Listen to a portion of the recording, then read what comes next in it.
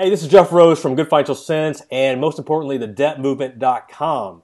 And I want to do a quick interview today. I want to feature someone who actually has already been featured on the blog, but he has such a great story, and I know that a lot of you can have some really good takeaways from this. So I want to bring on Deacon Hayes, who is from the blog wellkeptwallet.com. Him and his wife, Kim, were able to pay off $52,000 of debt in 18 months. And just in case you didn't hear that, in case it didn't sink in, let me say that again. Newlyweds paying off $52,000 in 18 months.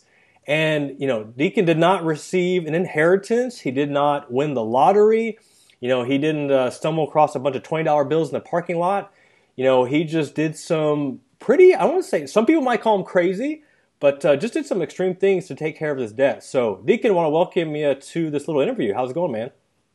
Good. Thanks for having me, Jeff. I'm glad to be here. Cool. So I just kind of want to dive right in. And, first I just kind of tell us where were you at? How did you get into the debt? And then what was kind of the wake up call of like, wow, we have $52,000 of debt. We need to do something. So kind of just give us the backstory. Yeah, absolutely. So, before I got married, I had debt. And so it was from just lifestyle choices. I worked for a luxury wood flooring manufacturer before I got married. And my boss said, hey, Deacon, you really need to get a nice car to, drive these clients around in and be able to, be presentable. And so he pulled an ad from the newspaper for this brand new 2008 Nissan Altima. And he said, see, you can afford this payment and it's a beautiful car. And I said, well, yeah, you're right. I can afford the payment. And, but I didn't know that I couldn't afford the car. And so I ended up getting it and realizing that it was a huge burden. So that was one, part of our debt there was a huge part of it that kind of was just a sudden choice, of lifestyle choice that really set us back even before we got married. Some other things, credit card use on a regular basis, just thinking, hey, I can afford the payment. So, when I get paid again, I'll pay off the credit card. Well, sometimes I didn't make enough because I was a commission salesman and I couldn't pay off the credit card. So I carried a balance and, paid the penalty of whatever it was, 12.99%. And just really started to realize that, hey, this isn't a smart way to live. Wow. So, I think we've all been in that trap. Like I know I've been there as well. And so kind of share with us then, like, what was the waking up call? What made you just kind of like wake up one day and realize, man, I need to do something different? Getting married. No, I'm just kidding.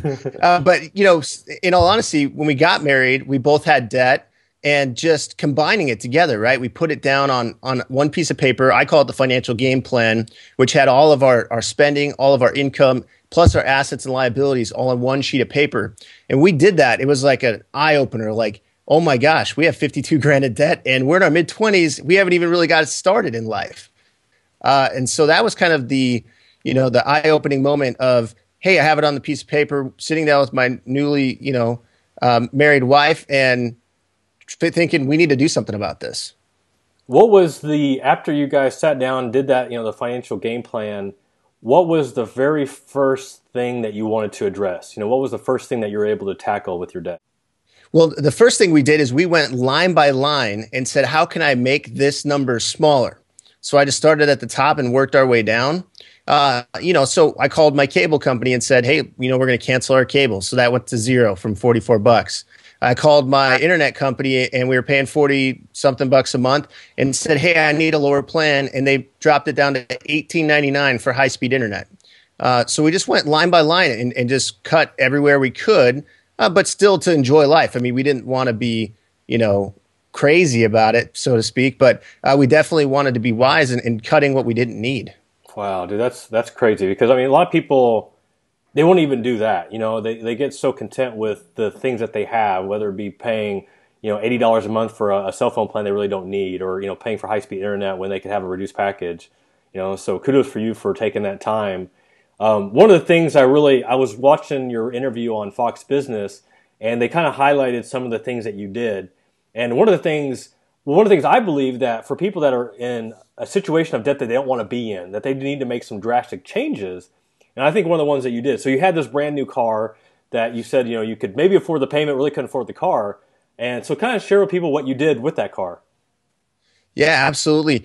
So we realized that it was an extra $500 a month to own that car when we put together how much registration cost, more than having a cheaper car, how much insurance would cost more than having a cheaper car, plus the car payment. So we realized that if we could get rid of that, that would be a huge weight off of our shoulders. We'd have $500 to throw at debt every month.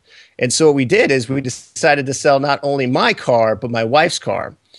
So by doing that, selling my wife's car for $5,000, we had $2,500 a piece to buy a car for each of us. So we drove beaters. We didn't care. It just got us from where we were to where we needed to be. And another thing I wanted to add is for the car that I owned, the brand new car, it was upside down. And a lot of people are in that situation. And what we did is we basically just came up with the cash to cover the difference. So we sold stuff on Craigslist, eBay, Amazon, whatever we could. I delivered some extra pizzas just to be able to get some money to pay off the difference so we didn't have that $500 a month car payment anymore. So there's two things that I think in our society that, people might look at you kind of, man, what's wrong with this guy? You sold a brand new car when, most people want to drive a new car because it makes them feel better about themselves. And we just have this, social, stigma that we want to have. And also you were delivering pizzas, so we sold a brand new car, deliver pizzas. How did you and your wife address the fact that I think a lot of people it's hard for them to get over this, but just how their friends, family, peers are looking at you for making these radical choices? Yeah, I think, really, I'm a goal setter. So I set this goal of I want to be out of debt in 18 months. And I'm a firm believer that if you set a goal and you pave a path that you can achieve that goal, if you have discipline and you have the will to see it through. And so I think because of that, people actually kind of respected it and were encouraged by it. I was surprised. I mean, people were like, man, he just sold his new car. I wouldn't do that. Why is he doing it? Oh, he wants to get out of debt. I mean, so, there were some people that maybe weren't as supportive as others, but we really try to surround ourselves with people that do encourage us and do see the vision that we have to make an impact and really, get out of debt and do what we love. So we try to surround ourselves with good people. Yeah, dude, that's so smart. I mean, that's definitely what you got to do. All right, so final question. Whenever we see the story, we see the 52,000, we see the time period. What we don't see is, was there anything in the middle of that 18 months when, you had a financial roadblock when, you're chugging along, you're paying off debt, and all of a sudden, oh crap, this happened. Did you have any financial setbacks, along that way? And if you did, how did you overcome them? Yeah, absolutely. We had a hot water tank break. We had to fix that, and that was a big deal. I mean, you had to come up with the cash to pay for it. Thankfully, my dad is a contractor, so he did the labor for free, but that was a tough deal for us. The way that we were able to combat that was we had a starter emergency fund of $1,000. So really, everything that hit us during that 18 months, we were able to pay it with cash from our starter emergency fund. That's great, man. So that's good because I know, even if you set a goal, there's always going to be setbacks. So, you got to be ready for that and have a strategy for that. So, well, cool, man. I just want to get you on here real quick to kind of share your story. I knew there's some good stuff that people needed to hear. I love the fact that you did some extreme measures and, you did that for a greater goal and you're able to reach that. So congratulations to you and your wife for doing that. Thanks, man. I appreciate you having me. So for those that want to learn more about you, where can they go?